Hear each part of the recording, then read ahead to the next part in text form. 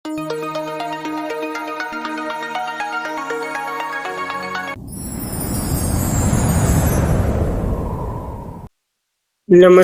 ગુજરાતના અધિકારી મિત્રો, આજે આપણે જોવાના છે 8 નવેમ્બર 2025 નું મોસ્ટ ઇમ્પોર્ટન્ટ પરીક્ષાલક્ષી કરંટ અફેર સાથે સાથે જીકે અને જીએસ વિશે પણ ચર્ચા કરીશું. તો ખાસ કરીને ચેનલ ઉપર નવા હોય તો ચેનલને સબસ્ક્રાઇબ કરી લેવી, વિડીયો પસંદ આવે લાઈક કરવો અને તમારા મિત્રો સુધી અવશ્યથી શેર કરી દેવો. તો ચલીએ આજના ઇમ્પોર્ટન્ટ ક્લાસની આપણે શુભ શરૂઆત કરી દઈએ. ભારતનો પ્રથમ silicon carbon semiconductor manufacturing plant કયા રાજ્યમાં બનાવવામાં આવી રહ્યો છે? તો ઓડિશામાં બનાવવામાં આવી રહ્યો છે. પ્રથમ છે એટલા માટે ઇમ્પોર્ટન્ટ છે.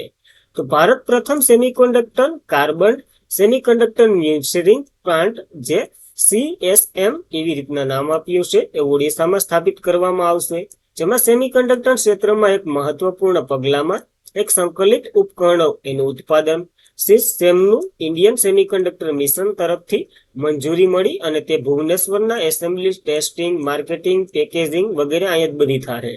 2000 કરોડ રૂપિયાનું આને બજેટ ફાળવવામાં આવ્યું છે. આ પ્રોજેક્ટનો ઉદ્દેશ્ય ભુવનેશ્વરમાં ઔદ્યોગિક વિકાસને વેગ આપવો અને રોકાણને આકર્ષવાનું છે. તો ખાસ ઇમ્પોર્ટન્ટ બની રહ્યો છે. સામાન્ય સેમિકન્ડક્ટર જે સિલિકોનથી અથવા તો જર્મેનિયમથી બનેલું હોય, પરંતુ જ્યારે આપણે આ સેમિકન્ડક્ટર વાપરશું ને એ કાર્બનનો ઉપયોગ કરેલો હોય એટલે જ આ કાર્બનિક લખેલું છે. તો ખાસ એટલો ફેર છે આ સેમિકન્ડક્ટરમાં અને આના ફાયદા ગણાય છે. તે કદ અને વજનમાં નાના હોય, તે ઉચ્ચ વોલ્ટેજ અને ઉચ્ચ તાપમાન અને સારી રીતે કાર્ય કરે છે. તેની ઝડપ અને કાર્યક્ષમતા પણ વધારે હોય છે, એટલા માટે ઇમ્પોર્ટન્ટ થાય છે. તો આ યાદ રાખો. પ્રથમ પ્લાન્ટ છે એ પણ ઓડિશામાં. ત્યારબાદ સેટેલાઇટ આધારિત ઇન્ટરનેટની સેવા જે માટે સ્ટારલિંક સાથે ભાગીદાર કરનાર પ્રથમ રાજ્ય કયું બન્યું છે? તો મહારાષ્ટ્રએ ભાગીદારી કરી છે. હવે સેટેલાઇટથી આપણે નેટ પ્રોવાઈડ કરશે મહારાષ્ટ્રના લોકોને. તો સેટેલાઇટ આધારિત ઇન્ટરનેટ સેવા માટે સ્ટારલિંક સાથે ભાગીદાર કરનાર મહારાષ્ટ્ર પ્રથમ રાજ્ય બન્યું. મહારાષ્ટ્ર ભારતનું પ્રથમ રાજ્ય બન્યું છે જેણે સરકારી સંસ્થાઓની ગ્રામીણ વિકાસ સેટેલાઇટ આધારિત જે ઇન્ટરનેટ સેવા પૂરી પાડી હોય. અને આ Starlink satellite communication private limited સાથે કરાર પર હસ્તાક્ષર કર્યા છે, આવું મુખ્યમંત્રી દેવેન્દ્ર ફડણવીસે જણાવ્યું. હવે સ્ટારલિંક તો આપણે ખબર છે એક શું કહેવાય સ્પેસ કંપની છે જે સેટેલાઇટ વગેરે મોકલશે અને એનાથી નેટ ઇન્ટરનેટ પૂરું પાડશે મહારાષ્ટ્રના વ્યક્તિઓને અથવા તો સરકારી સંસ્થાઓને ત્યાંની. તો ખાસ ઇમ્પોર્ટન્ટ ધરાવે, યાદ રાખવું. ત્યારબાદ ના FBFID સંસ્થાની જેની રચના ક્યારે કરવામાં આવી હતી, જે હાલ ગ્લોબલ ઇન્ફ્રાસ્ટ્રક્ચર બેંકમાં પરિવર્તન થઈ તો આનું નામ ફર્યું છે. 2021માં બની હતી, ભારત સરકાર અંતર્ગત આવે છે. તો ભારત સરકારની 2021માં સ્થાપેલી national bank for financing infrastructure and development. ખાસ ફૂલ ફોર્મ યાદ રાખજો કારણ કે આનું નામ પરિવર્તન થઈ ગયું. વૈશ્વિક નાણાકીય સંસ્થા તરીકે ફરી સ્થાપવામાં આવવાની તૈયારી છે. સ્કેનમાં પરિવર્તન સંકેત આપવામાં આવ્યા છે. તેનું નામ ઇન્ફ્રાસ્ટ્રક્ચર ડેવલપમેન્ટ બેંક બની રહ્યું છે. હવે ઇન્ફ્રાસ્ટ્રક્ચર ડેવલપમેન્ટ બેંક જે ઇન્ટરનેશનલ મોનિટરી ફંડ ને એવા બધી કાર્ય કરવાનું છે. આ સંસ્થાની સ્થાપના ઇન્ફ્રાસ્ટ્રક્ચર ફાઇનાન્સને આગળ વધારવા સરકારની મહત્વકાંક્ષી પ્રતિબંધ છે અને તે Asian development bank, international finance cooperation જેવી આંતરરાષ્ટ્રીય સંસ્થાઓ છે ને એના સમકક્ષ રહી અને પોતાની કંધેથી કંધા મિલાવે એવી વાત છે. તો ખાસ ઇમ્પોર્ટન્ટ ધરાવે, નામમાં પરિવર્તન કર્યું અને વિશ્વમાં લઈ જવાની છે તો ઇમ્પોર્ટન્ટ છે. આ બેંકની વાત કરી લઈએ. National bank four finance infrastructure and development bank જે ભારત સરકારની એક વિશિષ્ટ વિકાસ બેંક છે, જે national bank for financing infrastructure and development act 2021 હેઠળ સ્થાપવામાં આવી હતી, જેનું નિયંત્રણ RBI કરે અને દેખરેખ PAS કરે. કાર્ય ભારતમાં માળખાગત સુવિધાનો વધારો કરવો, એ માટે લોન આપવું અને આની સ્થાપના આપણે વાત કરીએ મુજબ 2021માં જ થઈ હતી. એક્ટ ક્યારે જ આવ્યો હતો? ઘણીવાર એવું હોય કે એક્ટ 2020માં હોય તો સ્થાપના 2021માં હોય, પામે એવું નથી. તો આ એ અપવાદમાં છે, એ પણ યાદ રાખવું.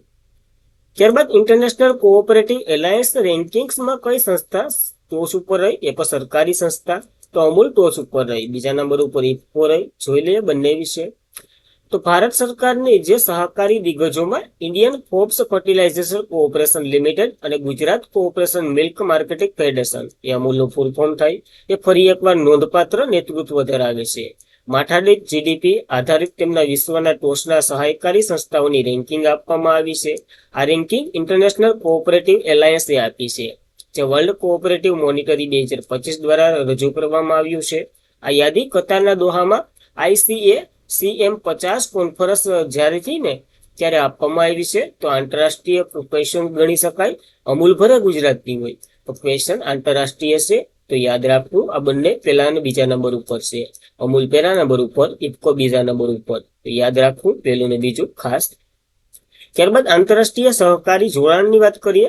1895માં આની રચના થઈ હતી. 95માં એક બિન સહકારી સંસ્થા છે જેનું કાર્ય વિશ્વભરમાં સહકારી સંસ્થાઓને ટેકો આપવો, એને આગળ વધારવું. મુખ્ય મથક બેલ્સન બેલ્જિયમમાં છે. તો એ પણ યાદ રાખવું. તો 2025નો world leader for peace and security award 2025 કોને મળ્યો? તો આ ભાઈને મળ્યો શ્રી રવિશંકર આનું નામ છે. અને તમે ક્યાંય જોયેલા જશો આનાથી મોટિવેશન કોક લેતા જ હોય. આર્ટ ઓફ લિવિંગ ફાઉન્ડેશનના સ્થાપક ગુરુ શ્રી રવિશંકર 2025ને world leader for peace and સિક્યુરિટીનો એવોર્ડ મળ્યો છે.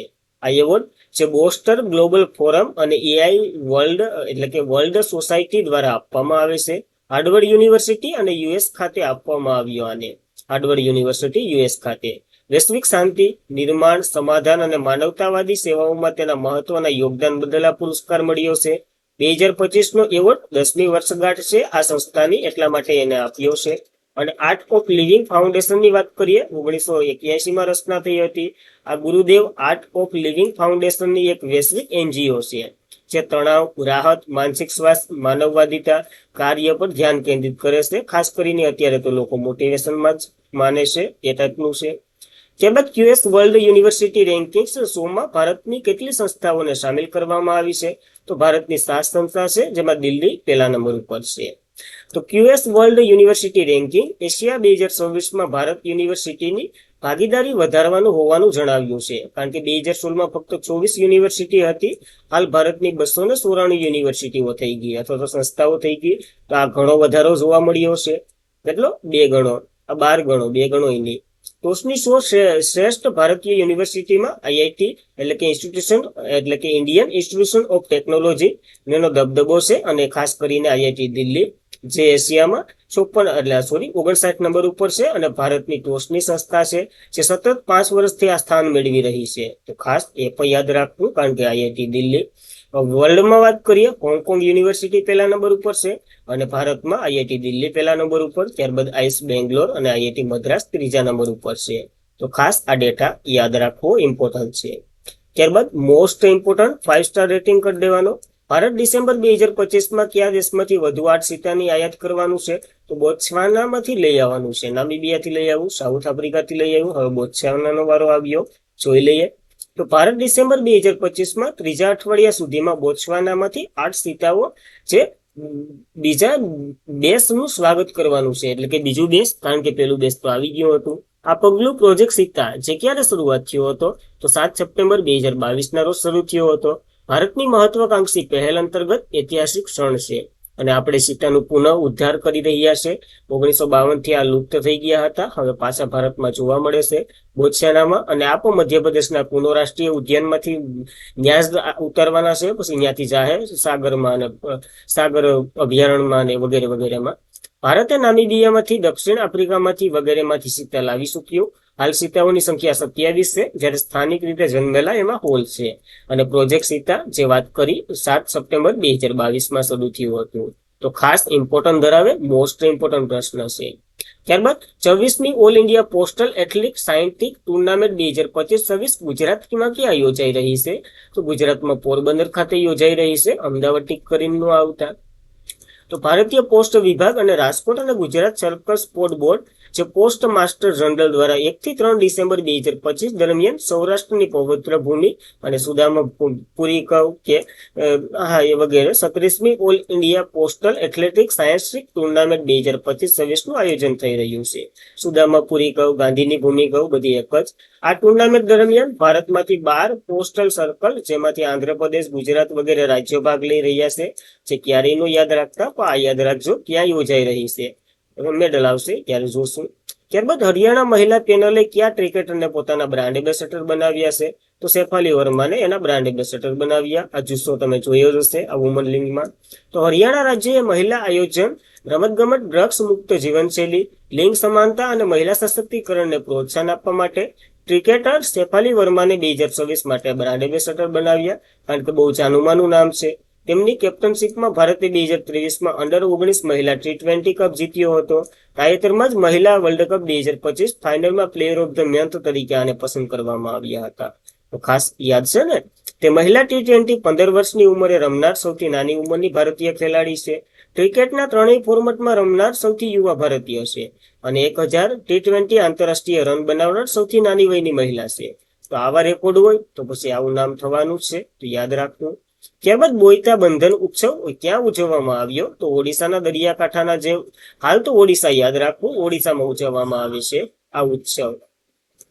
તો દર વર્ષે કાર્તિક મહિનાની પૂર્ણિમાના દિવસે ઉજવવામાં આવતો આ તહેવાર જે દરિયાની પૂર્વ એશિયા દેશોમાંથી જે ઓશિન પ્રાથમિક એટલે કે ઓડિશાના પ્રાચીન દરિયાની પ્રાથમિક વેપારીની સંબંધીઓ યાદ કરાવે છે, કારણ કે ઓડિશાના દરિયે ઘણા એવા વેપારીઓ આવ્યા હતા, એમાં એક પશ્ચિમ બંગાળનો ખોખલું પણ નાખ્યું હતું. ઐતિહાસિક ઘટનાઓને આ દોરાવે છે અને આના માટે એક ઉત્સવ ઉજવવામાં આવે છે, બોઈતા બંધન. ખાસ યાદ રાખવું, ઓડિશામાં ઉજવવામાં આવે છે. ત્યારબાદ આંધ્રપ્રદેશના રાજ્યપાલ અબ્દુલ નજીરને કર્ણાટક રાજ્યના કાયદા યુનિવર્સિટી દ્વારા માનદ ડોક્ટરની પદવી એનાયત કરવામાં આવી છે. તો આ પણ ઇમ્પોર્ટન્ટ છે, ખાલી વનલાઈનર સ્વરૂપે યાદ રાખજો. ક્યાંના રાજ્યપાલ છે, કોના દ્વારા અપાયો, એ ખાસ ઇમ્પોર્ટન્ટ. કર્ણાટક દ્વારા અપાયો. કર્ણાટકની સ્ટેટ લો યુનિવર્સિટીએ કોને આપ્યો? તો એસ અબ્દુલ નજીરને, જે આંધ્રપ્રદેશના રાજ્યપાલ છે. તો ખાસ આવા પોઈન્ટો યાદ રાખવા, કારણ કે આમાંથી જ કન્ફ્યુઝન થાય આપણે. ત્યારબાદ આજના માટે એટલું જ હતું. ખાસ કરીને મિત્રો, વિડીયો પસંદ આવે લાઈક કરવો, તમારા મિત્રોને શેર કરવો. ચેનલ પર નવા હોય તો અવશ્યથી સબસ્ક્રાઇબ કરી લેવી. આવી જ ઇમ્પોર્ટન્ટ માહિતી સાથે આપણે મળતા રહીએ ડેઈલી. પીડીએફમાં જોડાઈ જવું, નોટિફિકેશન પીડીએફ વગેરે માટે આ ટેલિગ્રામમાં જોઈન થઈ જવું. અને આપણી ચેનલનું નામ આ ટાઈપનું જ છે, તો એ સર્ચ કરશો તો એ આવી જાય. ડિસ્ક્રિપ્શનમાં લિંક પણ છે, તો વગેરે વગેરે. બસ આજના માટે એટલું જ હતું. જય હિન્દ, જય ભારત.